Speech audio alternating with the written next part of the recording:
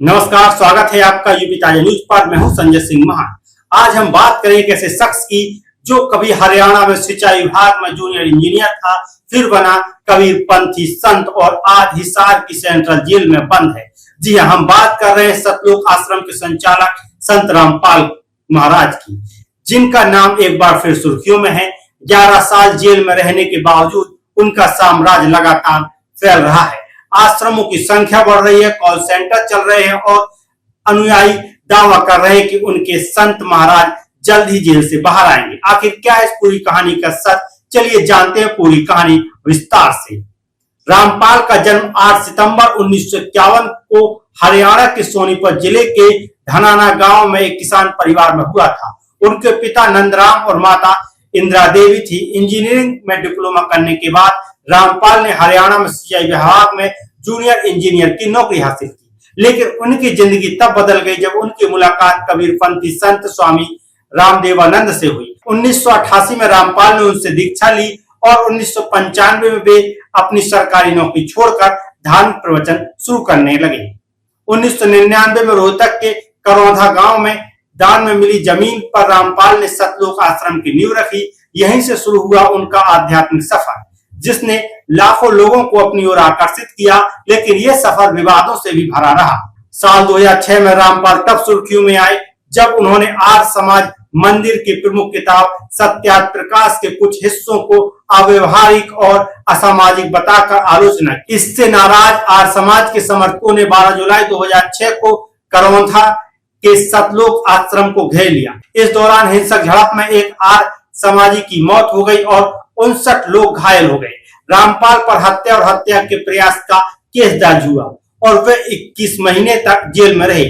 उनके अनुयायियों का दावा है कि उन्हें इस मामले में झूठा फंसाया गया था। 2008 में जमानत पर रिहा होने के बाद रामपाल ने हिसार के बरवाला में एक नया और भव्य सतलोक आश्रम बनाया, लेकिन विवादों का सिलसिला यही नहीं रुका। साल 2014 में रामपाल फिर चर्चा में आए जब पंजाब और हरियाणा हाई कोर्ट ने उनके खिलाफ गैर जमानती वारंट जारी किया। दरअसल रामपाल ने कोर्ट में बार बार पेश होने से इनकार कर दिया था। 10 नवंबर 2014 तक पुलिस को उन्हें कोर्ट में पेश करना था, लेकिन रामपाल के हजारों समर्थकों ने बरवाला आश्रम को घेर लिया। 18 नवंबर को पुलिस ने आश्रम में प्रवेश की कोशिश की तो समर्थकों के साथ हिंसक टकराव हुआ। इस दौरान 6 लोगों की मौत हो गई, जिसमें 4 महिलाएं और एक 1.5 साल का बच्चा शामिल था। 20 नवंबर 2014 को पुलिस ने आखिरकार रामपाल को गिरफ्तार कर लिया। आश्रम की तलाशी में 5 महिलाओं और एक बच्चे का शव मिला, जिसने पूरे देश को हिलाकर रख दिया।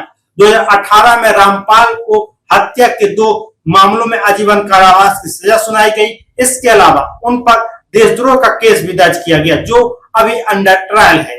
लेकिन हैरानी की बात यह है कि 11 साल से हिसार की जेल में बंद होने के बावजूद रामपाल का प्रभाव कम नहीं हुआ। 2014 में उनके पास सिर्फ 2 आश्रम थे, रोहतक और करौंधा में और हिसार के बरवाला में, लेकिन अब उनके आश्रमों की संख्या बढ़कर 11 हो गई है, जिसमें सोनीपत का धनाना, भिवानी और कुरुक्षेत्र में बड़े आश्रम शामिल हैं। इन आश्रमों को 3 स्तरीय कमेटियां चलाती हैं और राष्ट्रीय कमेटी सीधे रामपाल से संपर्क में रहती है। रामपाल ने जेल से ही अपने साम्राज्य को फैलाने का तरीका ढूंढा। सतलोक आश्रम के कॉल सेंटर चल रहे हैं, जहां से विश्वासपात लोग भारत में कहीं भी नाम पर दीक्षा दिलाने का काम करते हैं। इन कॉल सेंटर्स में रामपाल की रिकॉर्डिंग दीक्षा वीडियो के जरिए अनुयायियों को दीक्षा दी जाती है। दावा है कि हजारों लोग अब तक दीक्षा ले चुके हैं। इसके अलावा जगत गुरु के नाम से एक वेबसाइट भी बनाई गई है, जो उनके सत्संग और शिक्षाओं को बढ़ावा देती है। रामपाल ने जेल से ही अपने अनुयायियों को सामाजिक कार्यों में जोड़ा। हाल ही में उन्होंने अन्नपूर्णा मुहिम शुरू की, जिसका मकसद कोई भी भूखा न सोए। इस मुहिम के तहत जरूरतमंद परिवारों को गोद लिया जाता है, उनके घर बनवाए जाते हैं, बच्चों की शिक्षा का खर्च उठाया जाता है और राशन उपलब्ध कराया जाता है। हिसार के बुराना और कौंत कला में मकान ढहने की घटनाओं के बाद रामपाल के शिष्य मदद के लिए पहुंचे। पंजाब में बाढ़ पीड़ितों की मदद के लिए भी सतलोक आश्रम ने पहल की है। इतना ही नहीं, रामपाल के अनुयायी साल में 6 बार उनके आदेश पर रक्त शिविर, देहदान और दहेज नशा उन्मूलन जैसे कार्यक्रम आयोजित करते हैं। 6, 7 और 8 सितंबर को उनके अवतरण दिवस के मौके पर देश भर में आश्रमों में अखंड पाठ और सामाजिक कार्यों का आयोजन हो रहा है। अब बात करते हैं रामपाल की कानूनी स्थिति की। रामपाल पर कुल 14 केस दर्ज हैं, जिनमें से 11 में वे बरी हो चुके हैं। हाल ही में पंजाब और हरियाणा हाईकोर्ट ने 2014 के बरवाला कांड में 5 लोगों की मौत के मामले में उनकी आजीवन कारावास की सजा पर रोक लगा दी। हाईकोर्ट ने माना कि मेडिकल साक्ष्यों में कुछ गंभीर सवाल हैं और रामपाल की उम्र 74 होने के साथ साथ उन्होंने 10 साल से ज्यादा सजा काट ली है। रामपाल के वकील कुलदीप और महेंद्र सिंह नैन का कहना है कि देशद्रोह का एक केस अभी भी बाकी है, जिसमें 1000 से ज्यादा लोग शामिल हैं। इस केस में ज्यादातर लोगों को बेल मिल चुकी है और संभावना है कि रामपाल को भी जल्द बेल मिल सकती है। यही वजह है कि उनके अनुयायी उत्साहित हैं और कह रहे हैं कि संत महाराज जल्द बाहर आएंगे।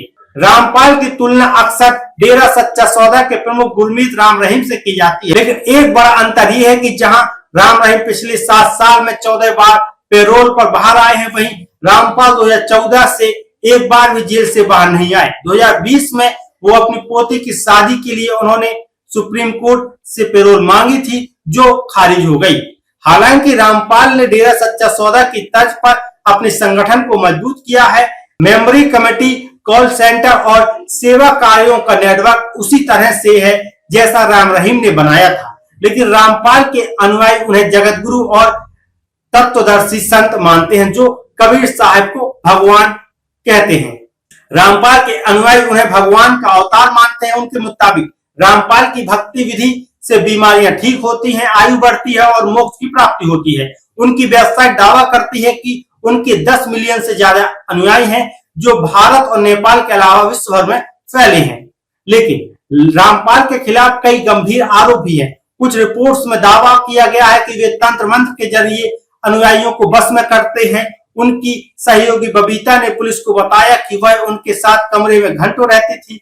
आश्रम से प्रेगनेंसी किट और दवाई बरामद हुई थी। इसके अलावा नाम दीक्षा के लिए 9,000 से लेकर 1 लाख रुपए तक की फीस के भी आरोप लगे हैं। तो सवाल यह है, रामपाल का भविष्य क्या होगा? क्या वे जेल से बाहर आएंगे जैसा कि उनके अनुयायी दावा कर रहे हैं, या फिर देशद्रोह का बाकी केस उनके लिए नई मुश्किलें खड़ी करेगा? उनके आश्रमों का विस्तार, कॉल सेंटर्स और सेवा कार्य दिखाते हैं कि जेल में बंद होने के बावजूद उनका प्रभाव कम नहीं हुआ है। लेकिन दूसरी तरफ उनके खिलाफ लगे गंभीर आरोप और 2014 के बरवाला कांड की यादें लोगों के जहन में ताजा हैं। आप क्या सोचते हैं? क्या रामपाल वाकई में एक तत्वदर्शी संत हैं या फिर एक विवादास्पद शख्सियत? अपनी राय हमें कमेंट सेक्शन में बताएं। इस कहानी में और भी बहुत कुछ है जिसे हम भविष्य में आपके सामने लाएंगे। तब तक के लिए हमारे चैनल को सब्सक्राइब कीजिए, बेल आइकन को दबाइए। इस वीडियो को देखने के लिए बहुत बहुत धन्यवाद। मैं संजय सिंह मान फिर मिलूंगा एक और नई खबर के साथ।